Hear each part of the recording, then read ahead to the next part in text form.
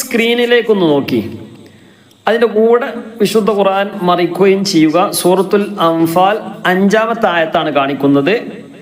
കഴിഞ്ഞ ക്ലാസ്സുകളിൽ പ്രത്യേകമായിട്ട് പറയാൻ പറഞ്ഞിരുന്നു നൂനിൻ്റെ നിയമങ്ങൾ, പ്രത്യേകിച്ച് മുതിർന്ന ആളുകൾക്ക്, പ്രായമുള്ളവർക്കൊക്കെ ഒരു പക്ഷേ തിരിയാത്ത വിഷയം ഈ നൂനിൻ്റെ നിയമങ്ങൾ എന്നൊക്കെ പറയുമ്പോൾ എന്താണ് എന്നുള്ളതാണ് പലർക്കുമുള്ള കൺഫ്യൂഷൻ. അല്ലെങ്കിൽ അത് മനസ്സിലാകാത്തത്, അല്ലെങ്കിൽ മനസ്സിലായിട്ടത് മനസ്സിൽ നിൽക്കാത്തതോ ആയ പ്രശ്നങ്ങൾ. അപ്പോൾ അത് നമ്മൾ മനസ്സിൽ നിൽക്കാത്ത പ്രശ്നമാണെങ്കിൽ എന്ത് ചെയ്യുക, അത് നമ്മൾ എന്ത് ചെയ്താൽ ഓതുമ്പോൾ നോക്കുക എന്താണ് സംഗതി എന്നുള്ളത്. അപ്പം ഇവിടെ നോക്കി, ഇനി ഞാനല്ല, നിങ്ങൾ സ്വന്തമായിട്ട് ഓതണം. പ്രിയപ്പെട്ട ഉപ്പമാരും ഉമ്മമാരൊക്കെ, സഹോദരി സഹോദരന്മാരൊക്കെ എന്ത് ചെയ്യുക, ഒന്ന് ജസ്റ്റ് നോക്കുക. ഈ 5-ാമത്തെ ആയത്ത് ഇന്ന് പറയുന്ന വിഷയം നൂനിൻ്റെ നിയമങ്ങളിൽപ്പെട്ട സംഗതി, കാണാതെ പഠിക്കേണ്ട സംഗതിയല്ല. നമ്മൾ മനസ്സിലാക്കുക. പിന്നെ ആയിട്ടില്ലെങ്കിൽ ഒന്ന് വാട്സപ്പിൽ ചോദിച്ചാൽ മതി, അല്ലെങ്കിൽ ഈ വീഡിയോക്ക് താഴെയായിട്ട് കമൻറ്റിൽ ഒന്ന് ചോദിച്ചാൽ മതി. ഞാൻ വോയിസിലായിട്ട് തന്നെ നമ്മളെ കൊണ്ടാവുന്ന രൂപത്തിൽ മറുപടി നൽകുന്നതാണ്. ഇനി അത് വാട്സപ്പ് എടുക്കാനോ അല്ലെങ്കിൽ പിന്നെ കമൻ്റ് ഇടാനോ ഒന്നും അറിയാത്തവരാണെങ്കിൽ, ഒന്ന് അറിയുന്ന ആരോടെങ്കിലും ഒന്ന് ചോദിച്ച് ആ വോയിസ് ഇടേണ്ട നിങ്ങൾ തന്നെ എന്ത് ചെയ്യുക, ഒന്ന് വോയിസ് വിടുക, എന്താ സംഗതി തിരിയാത്തത് എന്നുള്ളത്. അപ്പോൾ പറഞ്ഞു വരുന്നത്, ഇന്ന് പറയുന്ന വിഷയം നൂനിൻ്റെ ശേഷം സുക്കൂനുള്ള നൂന് എന്ന് പറഞ്ഞാൽ ഫത്ഹ്, ഗസ്ർ, ലൊമ്മ, ഇത് നമുക്ക് തിരിയല്ലോ അല്ലേ. ഫത്ഹ് ഏതാണ്, ഗസ്ർ ഏതാണ്, ലൊമ്മ ഏതാണെന്നുള്ളത് തിരിയല്ലോ അല്ലേ. ഉദാഹരണത്തിന് ബ, ബി, ബു. ബ ഫത്ഹാണ്, ബി ഗസ്റാണ്, ബു ലൊമ്മാണ്. ഇതല്ലാത്ത സംഗതി, ഇതല്ലാത്ത പറഞ്ഞാൽ പിന്നെ അത് സുക്കൂനാണ്. ഇവിടെ ഉദാഹരണത്തിന് കമാ അഖ്റജക. أعوذ بالله من الشيطان الرجيم بسم الله الرحمن الرحيم كما أخرجك. ഇവിടെ കണ്ടോ, ആദ്യത്തെ അക്ഷരം ഏതാണ്, ക എന്നുള്ളതാണ്. രണ്ടാമത്തെ അക്ഷരം ഏതാണ്, മ എന്നുള്ളതാണ്. അവിടെ നീട്ടാനുണ്ട് കമ. പിന്നെയുള്ള അക്ഷരം അഖ്റജക. അഖ്റജക എന്നാണുള്ളത്. നിർത്തുമ്പോൾ എന്ത് ചെയ്യണം, അഖ്റജക. ഇപ്പോൾ ഓതിയ ഈ വരിയിൽ, വരി എന്ന് പറയുമ്പോൾ ഞാൻ ഈ സ്ക്രീനിൽ കാണിക്കുന്ന വരിയിൽ ഏതിലെങ്കിലും നൂനുണ്ടോ? ഇല്ല. 2 ഫത്ഹ് വരുന്നതുണ്ടോ? 2 ഫത്ത് ഒന്നിച്ച് വരുമല്ലോ, അല്ലെങ്കിൽ 2 ഫത്ത്, 2 കസ്ർ ഒന്നിച്ച്, 2 ലൊമ്മ ഒന്നിച്ച് ഏതെങ്കിലും ഉണ്ടോ? ഒന്നുമില്ല. അപ്പോൾ അത് നോക്കണ്ട. അടുത്ത വരി നോക്കി, റബ്ബുക. റബ്ബുക, റബ്ബുക, റബ്ബുക. പിന്നെയുള്ള അക്ഷരം ഏതാ, മി. പിന്നെയുള്ള അക്ഷരം ഏതാ, മിൻ. അല്ലേ, മിൻ. അവിടെ നിർത്തുകയാണെങ്കിൽ മിൻ എന്നാണ് പറയുക. ഇവിടെ ആദ്യത്തെ അക്ഷരം ഏതാ, മി. അല്ലെ, രണ്ടാമത്തെ അക്ഷരം നൂന് ഫത്ഹാണോ? അല്ല. കസ്റാണോ? അല്ല. ലൊമ്മാണോ? അല്ല. പിന്നെന്താ? ഒന്നുമില്ല. ഒന്നുമില്ലെങ്കിൽ 0 എന്നാ പറയാം അല്ലേ. 0 എന്ന് പറഞ്ഞാൽ സുക്കൂനാണ്. ഒന്നുമില്ലെങ്കിൽ സുക്കൂനാണ് എന്നർത്ഥം. ഇവിടെ എന്താണ് വന്നത്, നൂന് വന്നത് കണ്ടില്ലേ. ഈ നൂനിൻ്റെ ശേഷമുള്ള അക്ഷരം ഏതാണ്? നൂനിൻ്റെ ശേഷമുള്ള, ഇന്ന് ഈ വിഷയം മാത്രമേ പറയുന്നുള്ളൂ. നൂനിൻ്റെ ശേഷം വരുന്ന അക്ഷരം ഏതാണ്? നൂനിൻ്റെ ശേഷം വരുന്ന അക്ഷരം ബ ആണ്. സുക്കൂനുള്ള നൂനിൻ്റെ ശേഷം ബ വന്നാൽ ഈ നൂനിനെ എന്ത് ചെയ്യണം? നൂനിൻ്റെ സ്ഥാനത്ത് മീമ് കൊണ്ടുവരണം. മീം അവിടെ നമ്മൾ എഴുതി കൊടുക്കണ്ട. മീം അവിടെ എന്ത് ചെയ്യണം? അതിനാണ് എഴുതി കൊടുക്കാത്തതിന് അവിടെ ഉണ്ട്. മേലെ മുകളിൽ ചിഹ്നം കണ്ടില്ലേ, നൂനിൻ്റെ മുകളിൽ ചെറിയൊരു മീമ്. ആ നൂനിനെ മാറ്റണം, മീമാക്കി മാറ്റണം. അപ്പം മിൻ എന്നുള്ളത് മിം. മിം ബൈതിക്. മിം ബൈതിക്. നൂനിൻ്റെ ശേഷം ബാ വന്നത് കൊണ്ടാണ് നൂനിനെയാണ് മാറ്റേണ്ടത്. നൂനിനെ എന്താക്കി മാറ്റണം? മീമാക്കി മാറ്റണം. നമ്മളെ ചാർട്ടിലേക്ക് നോക്കി, നൂനിൻ്റെ ശേഷം ബാ വന്നാൽ ഇഖ്ലാബ് എന്ന നിയമം. ഈ മാറ്റുന്നതിൻ്റെ പേരാണ്, നൂനിനെ മാറ്റി മീമാക്കുന്നതിൻ്റെ പേരാണ് ഇഖ്ലാബ്. ഇവിടെ നൂനിൻ്റെ ശേഷം ബാ വന്ന സ്ഥലങ്ങളിൽ എന്ത് ചെയ്യണം? അവിടെ മീമ് കൊണ്ടുവരണം. മിം ബൈതിക്. ഒന്ന് ഓതിക്കോ, ഒന്ന് ഓതി നോക്കി. മിം ബൈതിക ബിൽ ഹഖ്. وإن فريقا من المؤمنين. ഇവിടെ കണ്ടില്ല ഫരീഖൻ നൂനിന്റെ ശേഷം വരാം, അല്ലെങ്കിൽ തെൻവീന്റെ ഫരീഖൻ എന്ന തെൻവീന് കണ്ടില്ലേ? തെൻവീന് പറഞ്ഞാൽ 2 ഫത്ത്, 2 കസർ, 2 ലം. ഇവിടെ 2 ഫത്ത് ആണ്. തെൻവീന്റെ ശേഷമുള്ള അക്ഷരം ഏതാണ്? ഉച്ചരിക്കുന്ന അക്ഷരം മീ എന്നുള്ളതാണ്. അതിൻ്റെ അടിയിൽ ഒരു അലിഫ് ഉണ്ട്.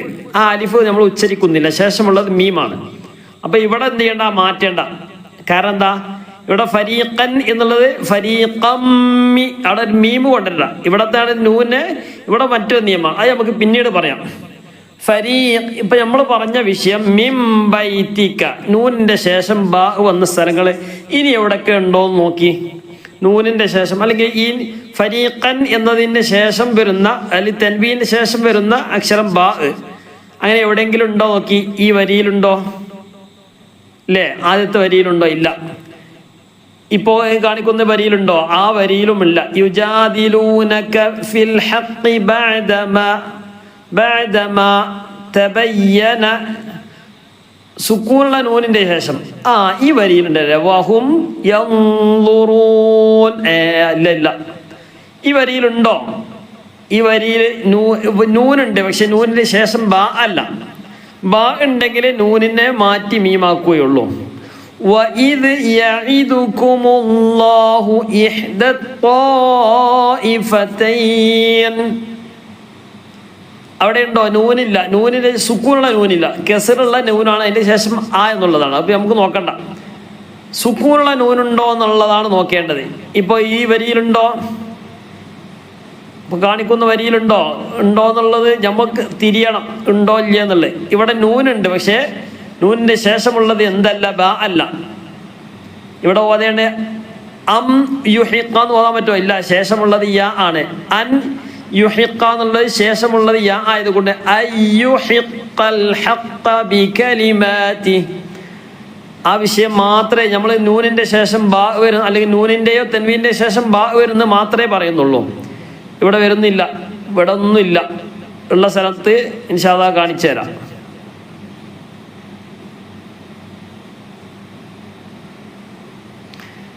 ഇവിടെ ഒന്നും ഇപ്പൊ ഈ കാണിക്കുന്ന ഈ സ്ഥലങ്ങളിലൊന്നും നൂനിന്റെ ശേഷം അല്ലെങ്കിൽ തൻവീന്റെ ശേഷം വരുന്നില്ല. വമയ്യു, നൂനിന്റെ ശേഷം വന്ന അക്ഷരം ഏതാ? യാ ആണ്. യാ ഉണ്ടെങ്കിൽ നമ്മളിപ്പോ പറഞ്ഞെന്താ? നൂനിന്റെ ശേഷം ബാ വന്നാൽ നൂനിന്റെ സ്ഥാനത്ത് മീമ് കൊണ്ടുവരണം. ഇവിടെ മീമൊന്നും കൊണ്ടുവരണം, വേറെ ഒരു സ്ഥലത്ത് മീമ് കൊണ്ടുവരരുത്. ഇവിടെ ഉണ്ടോ? ഇല്ല.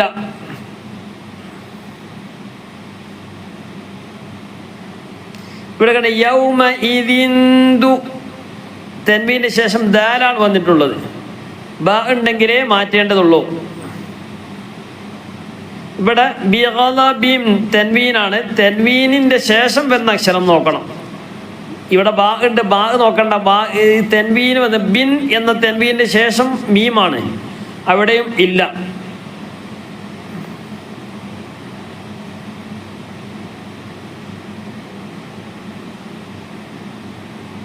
ഇവിടെ ഒന്നുണ്ടോ? ഇല്ല. ഇവിടെ ഒന്നും ഇല്ല, ഒറ്റ നോട്ടത്തിൽ കാണുന്നില്ല. നിങ്ങൾ ആരെങ്കിലും കാണുന്നുണ്ടെങ്കിൽ എന്ത് ചെയ്യുക? സദാ ഇത്രാമത്തെ ആയത്തിൽ ഉണ്ട് എന്ന് പറഞ്ഞാൽ മതി.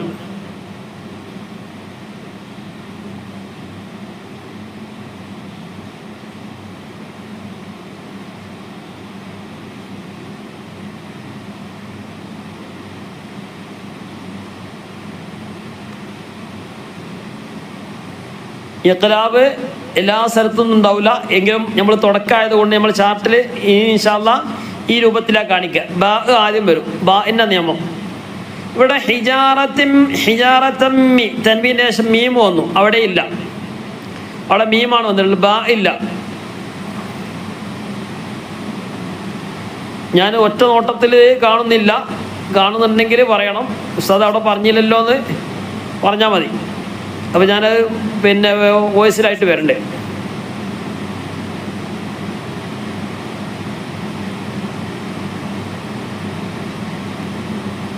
ആ നിയമം വരുന്നിടത്ത് മാത്രം അത് പാലിച്ചാൽ മതി. ഇവിടെ വരുന്നുണ്ട്, നോക്കി ഈ വരിയിൽ കാണുന്നുണ്ടോ? അംറൻ കാന മഫ്ഊല, കണ്ടില്ലേ? അംറൻ തൻവീനേശം കാഫാണ്, അവിടെ ഇല്ല. മഫ്ഊലല്ലി തൻവീന് ശേഷം ലാമാണ്, അവിടെ ഇല്ല. മൻ ഹലക അവിടെ ഇല്ല. അടുത്ത് നോക്കി. അംബയ്യിന എന്തുകൊണ്ടാണ് ഓതിയത്? നൂനിൻ്റെ ശേഷം സുക്കൂള്ള നൂനായിരിക്കണം. സുക്കൂള്ള നൂനിൻ്റെ ശേഷം ബ വന്നു. അപ്പോൾ അതുകൊണ്ട് ഈ നൂനിൻ്റെ സ്ഥാനത്ത് മീമ് വരണം. അൻ എന്ന് പറയാതെ അംബയ്യിന അവിടെ മീമ് വന്നിട്ട് മറിച്ച് പണിക്കണം. അംബയ്യിന ഇനിയും വരുന്നുണ്ട്. വയഹ്യ മൻ ഹയ്യ അവിടെ ഉണ്ടോ? ഇല്ല.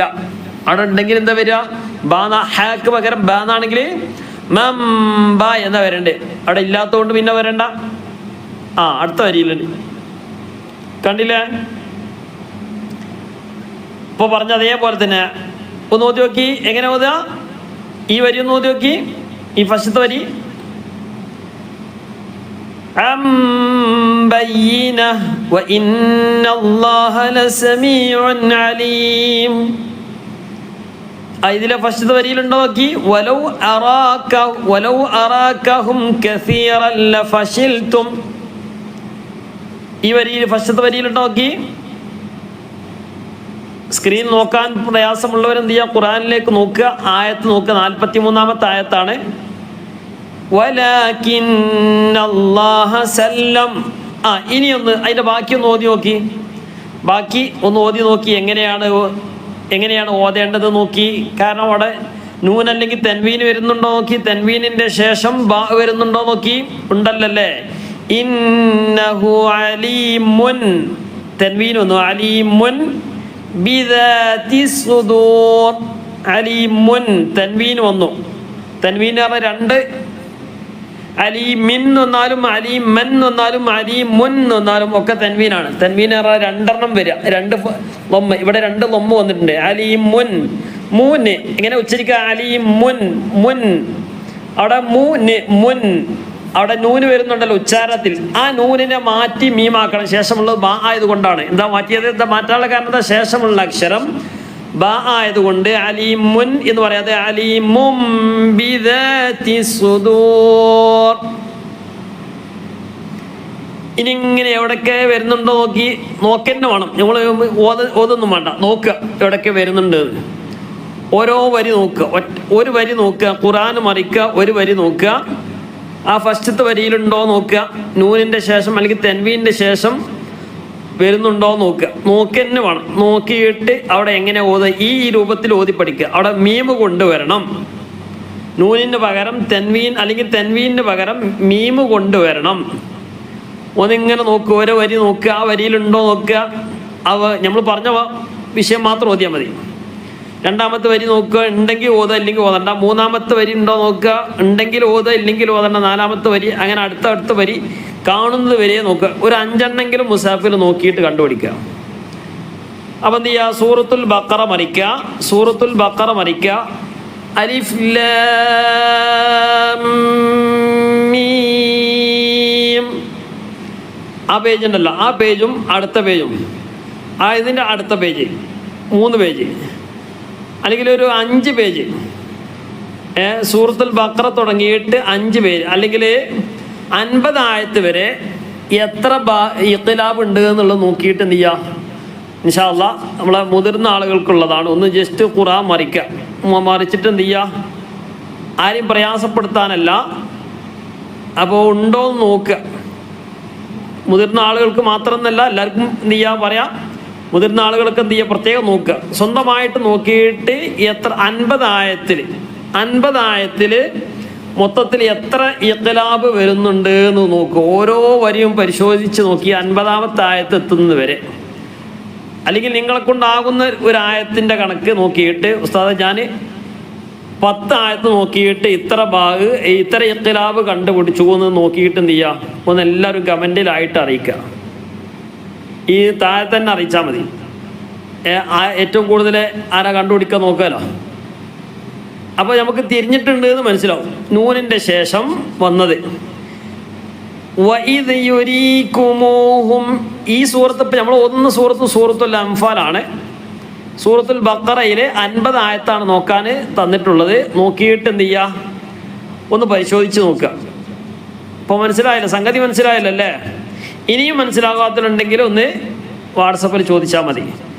ഇപ്പോൾ നമ്മളിങ്ങനെ ഒരു വരി നോക്കുക. വഇദ് യുരീകുമൂഹും ഇതിൽ തഖൈതും ഫീ അഅ്യുനികും ഖലീല. ഇവിടെ തെൻവീനാണ് വന്നിട്ട്, തെൻവീൻ്റെ ശേഷം വന്ന അക്ഷരം ഏതാ? വാവാണ്.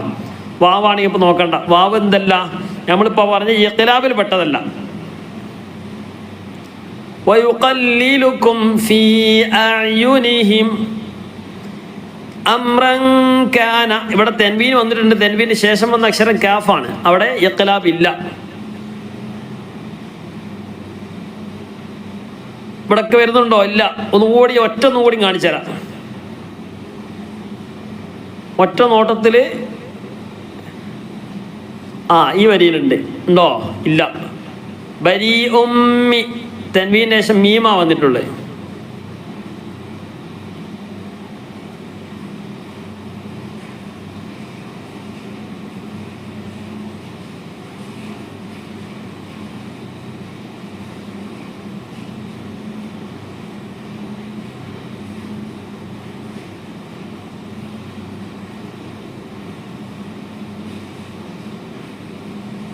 ഇവിടെ ഒന്നും ഒറ്റ നോട്ടത്തിൽ കാണുന്നില്ല.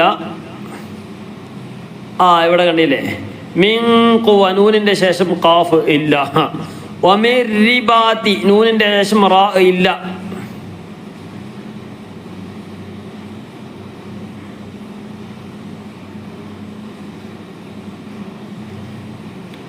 നൂനിൻ്റെ ശേഷം ബാ വരുന്നതേ എന്ത് ചെയ്യുള്ളൂ, നോക്കേണ്ടതുള്ളൂ എന്നർത്ഥം. അല്ലെങ്കിൽ തെൻവീൻ്റെ ശേഷം ബാ വരുന്നത്.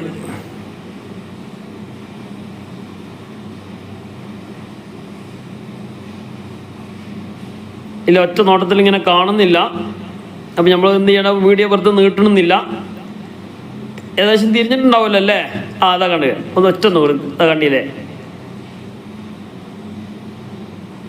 ഇവിടെ ഖൗമിൻ എന്ന തെൻവീന് വന്നിട്ടുണ്ട്. തെൻവീന് ചിലപ്പം കാണൂല. അതിന് പകരം ചിലപ്പം ഒരു മീം കൊടുത്തിട്ടുണ്ടാവും. ആ മീമിൻ്റെ വാലത്ത് കണ്ടില്ലേ? ഖൗമിൻ എന്നതിൻ്റെ മീമിൻ്റെ താഴെ ഒരു ചെറിയ മീമ്. അവിടെ എന്തുകൊണ്ടാണ്? ആ മീമ് അവിടെ തെൻവീനുണ്ട്. ഖൗമിൻ എന്ന തെൻവീനായിരുന്നു. തെൻവീൻ്റെ ശേഷം വന്ന അക്ഷരം ഏതാണ്? ഖൗമി എന്നത് കഴിഞ്ഞതിന് ശേഷം ബ എന്നുള്ളത് തന്നെ അല്ലേ? അതുകൊണ്ടാണ് അവിടെ ആ മീമ് വന്നിട്ടുള്ളത്. ഖൗമിൻ എന്നല്ല, ഖൗമിം മിം മിം മിം മിം ബൈനകും. അപ്പോൾ ഇൻഷാ അല്ലാഹ് ഇതുപോലെയുള്ള സൂറത്തുൽ ബഖറയിലെ 50 ആയത്താണ് പറഞ്ഞിട്ടുള്ളത്. കഴിയുന്നില്ല എങ്കിൽ നിങ്ങൾക്ക് ഇഷ്ടപ്പെട്ട ആയത്ത് സെലക്ട് ചെയ്യുക. ഉസ്താദെ ഞാൻ 10 ആയത്ത് നോക്കിയിട്ട് ഇത്രണ്ണം കണ്ടുപിടിച്ചു, അല്ലെങ്കിൽ 20 ആയത്ത് നോക്കിയിട്ട് ഇത്രണ്ണം കണ്ടുപിടിച്ചു. 50 കൂടുതൽ നോക്കണ്ട. അത് നിങ്ങൾ നോക്കണേ നോക്കിക്കോളി. നമ്മൾ ഇപ്പോൾ കമൻറ്റിൽ അറിയിച്ചാൽ മതി. ഇൻഷാ അല്ലാഹ് നോക്കുക. ഏറ്റവും കൂടുതൽ ആരാ കണ്ടുപിടിക്കുക നോക്കുക. സംഗതി മനസ്സിലായിട്ടുണ്ടാകും. അതാണ് ഇപ്പോൾ നമ്മളെ പ്രധാനപ്പെട്ട വിഷയം. അപ്പോൾ എന്തെങ്കിലും സംശയങ്ങളോ കാര്യങ്ങളുണ്ടെങ്കിൽ നമ്മളെ താഴെയുള്ള നമ്പറിൽ വാട്സപ്പ് ചെയ്താൽ മതി. ഞാൻ ഒഴിവനുസരിച്ച് നിങ്ങൾക്ക് മറുപടി നൽകുന്നതാണ്. നമ്മളെ കൊണ്ടാവുന്ന രൂപത്തിലുള്ള സഹായങ്ങൾ ചെയ്തു തരും ഇൻഷാ അല്ലാഹ്. സംഗതി നമ്മൾ മനസ്സിലാക്കിയിട്ട് ഓതുക. ഏതായാലും അല്ലാഹു തആല മനോഹരമായിട്ട് പാരായണം ചെയ്യാനുള്ള തൗഫീഖ് നൽകി അനുഗ്രഹിക്കട്ടെ.